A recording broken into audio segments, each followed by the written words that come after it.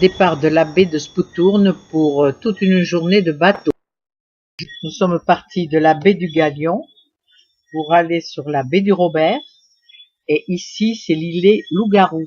C'est celui qui est le plus éloigné de la terre et qui est près de la barrière de corail, donc qui est le plus érodé. C'est un îlet qui est habité par un propriétaire béquet qui a réussi à faire valoir ses droits par des écrits qu'il a retrouvés.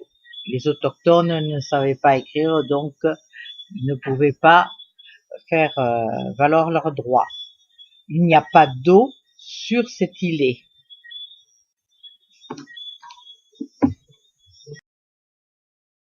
Donc cet îlet appartient aux enfants du béquet qui a fait valoir ses droits, car lui-même, il s'est perdu en mer à l'époque d'Alain Collat.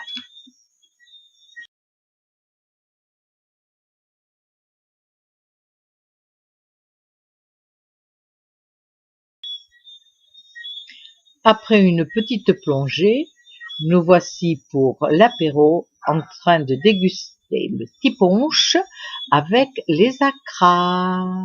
C'était bien agréable. Arrêt pour le repas de midi sur une petite île, un îlet encore.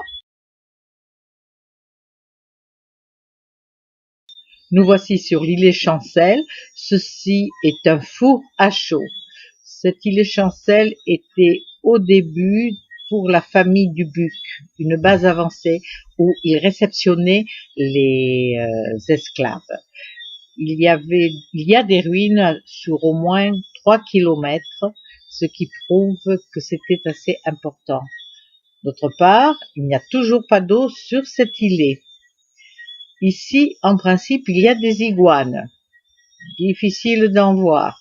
C'est vraiment presque impossible. La prison, voilà. Et ensuite, un arbre qui est très vieux. Celui-là, voilà. Et un autre. Et alors, attention, on y arrive. Regardez bien, en haut, le vert, c'est l'iguane sur la branche. Si vous avez de bons yeux, ou alors vous zoomez pour pouvoir la voir. C'est très difficile, c'est la seule que l'on a vue. Et voici, nous sommes retournés tranquillement en retrouvant un autre îlet qui naturellement est toujours repris par un béquet, toujours le même principe.